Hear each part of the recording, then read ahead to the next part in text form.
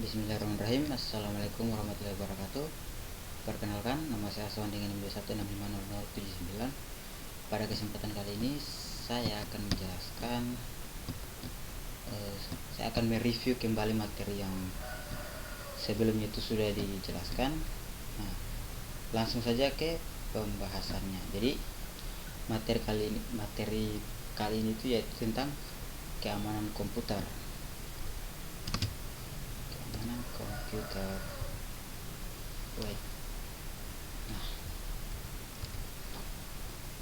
mengapa keamanan komputer itu sangat dibutuhkan? Oke, jadi keamanan komputer itu sangat penting bagi pengguna komputer.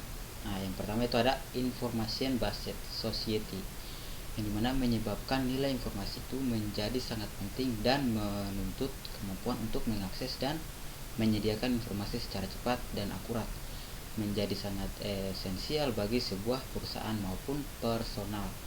Nah, makanya dibutuhkanlah keamanan komputer untuk menghandle semua itu. Selanjutnya ada infrastruktur jaringan komputer seperti LAN dan internet, yang dimana bisa memungkinkan untuk menyediakan informasi secara cepat sekaligus membuka potensi adanya lubang keamanan atau source hole.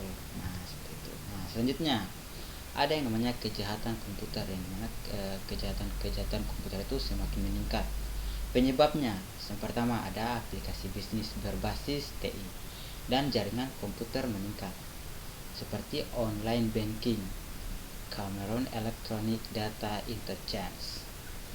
Yang kedua ada desentralisasi server. Nah, yang ketiga ada transisi dari single vendor ke multi vendor. Selanjutnya ada meningkatnya kemampuan attacks dan kurangnya kemampuan pengguna sistem. Ini seperti hacker-hacker itu ya. Selanjutnya ada kesulitan penegak hukum dan belum adanya ketentuan yang pasti. Selanjutnya ada semakin kompleksnya sistem yang digunakan, semakin besar source code program yang digunakan juga. Kejahatan selanjutnya berhubungan dengan internet. Banyak kejahatan yang berhubungan dengan internet. Selanjutnya prinsip-prinsip dasar keamanan komputer. Nah, yang pertama ada confidentiality atau kerahasiaan, yang dimana dia itu berarti menjaga kerahasiaan informasi dengan melakukan pembatasan hak akses seseorang yang paling umum dengan menggunakan enkripsi. Contoh data-data yang harus dijaga kerahasiaannya seperti data-data yang sifatnya pribadi, seperti halnya nama, tanggal lahir, penyakit yang diderita, nomor kartu kredit, nama ibu kandung, dan sebagainya, yang merupakan data-data pribadi atau privasi, yang dimana data-data ini milik perusahaan atau perusahaan saja. Selanjutnya ada integrity atau keaslian, yang berarti menjamin bahwa data atau informasi yang dimiliki itu terjaga keasliannya, tidak merubah tanpa pemilik informasi. Selanjutnya integrity juga itu merujuk pada tingkat kepercayaan terhadap suatu informasi. Nah, di dalam integrity terdapat dua mekanisme pengaman, yaitu mekanisme preventif dan mekanisme detektif. Selanjutnya ada availability atau ketersediaan, yang dimana berhubungan dengan ketersediaan informasi ketika dibutuhkan. Artinya informasi itu harus selalu tersedia saat dibutuhkan oleh user atau pengguna dan dapat dengan cepat diakses. Selanjutnya ada authentication atau autentikasi, yang dimana metode ini itu untuk menyatakan bahwa informasi itu betul-betul asli, atau orang yang mengakses itu memberikan informasi adalah betul-betul orang yang dimaksud.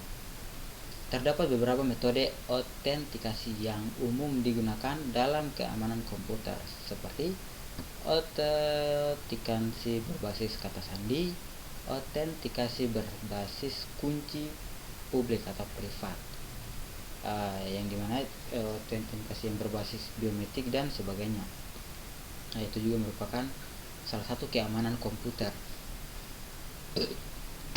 Selanjutnya ada authorization atau otorisasi, yang dimana memastikan bahwa pengguna hanya memiliki akses yang diperlukan untuk melakukan tugas mereka dan mencegah pengguna yang tidak sah atau penyalahgunaan hak akses dengan memberikan hak akses yang tepat. Sistem dapat mengontrol akses pengguna dan menjaga keamanan sumber daya dan informasi yang sensitif. Selanjutnya ada non-repudiation atau tidak dapat dibantah.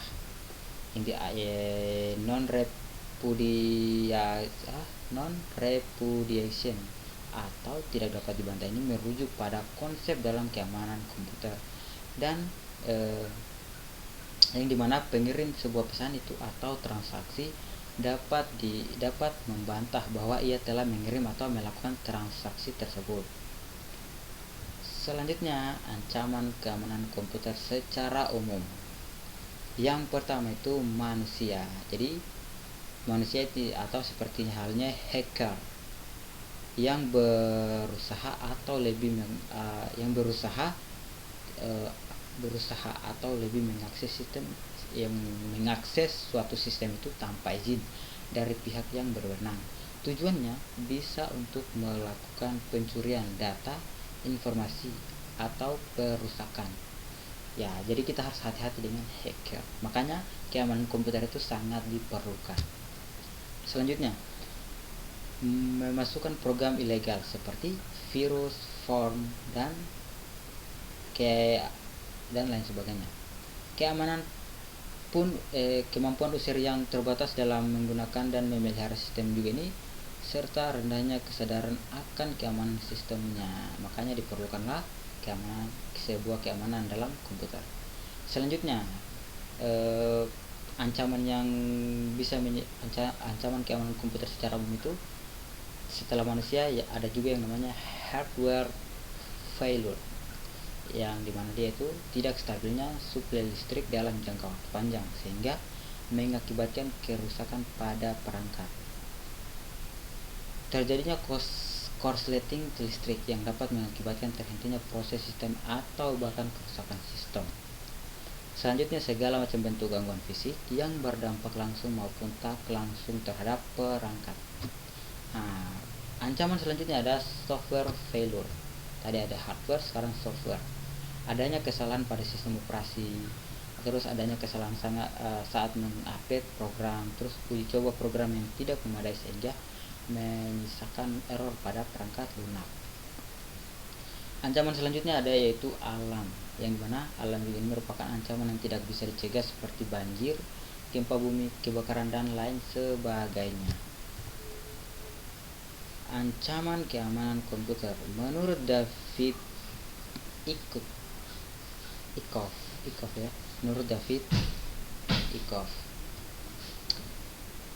ada juga keamanan yang bersifat fisik, ada keamanan yang berhubungan dengan orang atau personal, dan ada keamanan dari data, media, teknisi, komunikasi.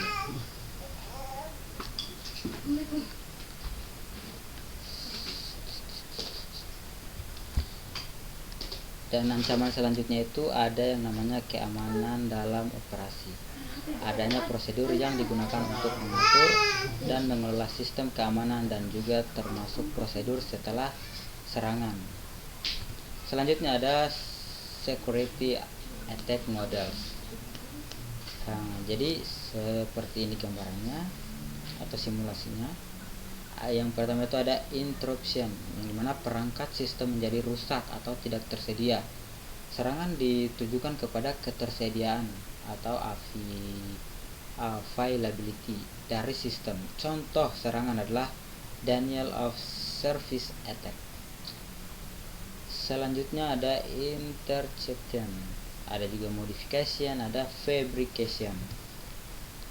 Ya, jadi seperti ini ilustrasi serangan keamanan komputer. Ya, bisa dilihat kan. Lanjut.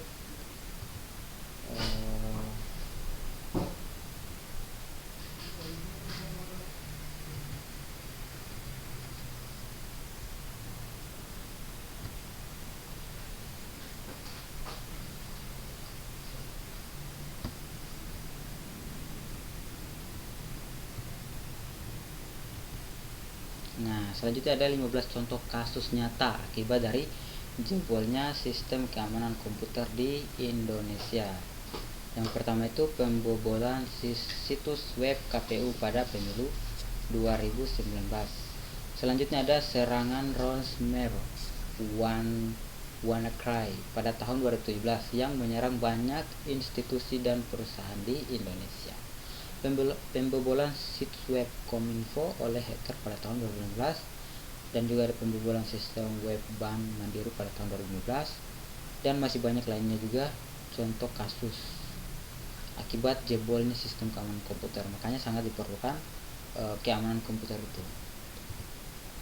Ada 7 prinsip keamanan komputer. Yang pertama, menetapkan kebijakan keamanan yang baik sebagai dasar untuk desain sistem. 2. Perlakuan keamanan sebagai bagian integral dari keseluruhan sistem. Selanjutnya ada perjelas batas kemauan fisik dan logis yang diatur oleh dokumen kebijakan keamanan. Yang keempat ada pastikan pengembang dilatih tentang cara mengembangkan keamanan perangkat lunak. Selanjutnya, kurangi risiko ke tingkat yang dapat diterima. Selanjutnya, asumsikan bahwa sistem eksternal tidak aman. Dan yang terakhir ada identifikasi potensi pertukaran antara pengukuran risiko dengan peningkatan atau penurunan biaya dalam aspek lain aktivitas operasional. Selanjutnya ada kerangka kerja keamanan informasi. Kerangka kerja keamanan informasi atau ISO 27001 adalah standar internasional yang mengatur praktik terbaik untuk mengelola keamanan informasi dalam sebuah perusahaan.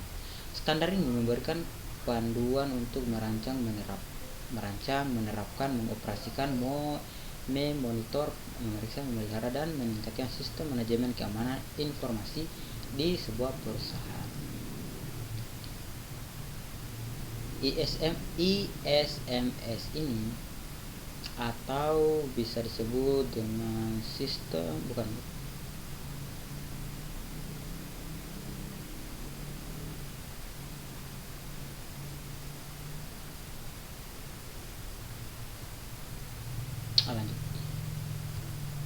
Nah, ISO 27001 memiliki 4 tahap utama dalam implementasinya. Yang pertama, inisiasi. Nah, pada tahap ini perusahaan menentukan skop dari sistem manajemen keamanan informasi yang akan diterapkan dan menetapkan tanggung jawab, sumber daya, dan persyaratan untuk melaksanakan ISMS. Nah, setelah inisiasi ada yang namanya perencanaan. Nah, pada tahap ini perusahaan menetapkan risiko keamanan informasi yang harus diatasi, menentukan kontrol keamanan yang diperlukan, dan mempersiapkan dokumen-dokumen terkait ISMS. Selanjutnya ada implementasi. Nah, pada tahap ini perusahaan menerapkan kontrol keamanan yang telah ditetapkan, melaksanakan pelatihan dan kesadaran keamanan, dan juga mengevaluasi sistem secara berkala. Selanjutnya ada evaluasi. Nah, pada tahap ini perusahaan melakukan penilaian terhadap sistem manajemen keamanan informasi yang telah diterapkan, melakukan pengukuran kinerja dan efektivitas dari kontrol keamanan yang telah diterapkan, dan melakukan perbaikan dan juga peningkatan untuk memastikan bahwa ISMS itu selalu up to date atau update. Nah, kurang lebih seperti ini serangan-serangan yang di seluruh dunia. Jadi mereka itu menyerang itu menggunakan sistem-sistem operasi atau komputer-komputer gitu. Nah, jadi gambarannya seperti ini guys, kita lihat. Nah,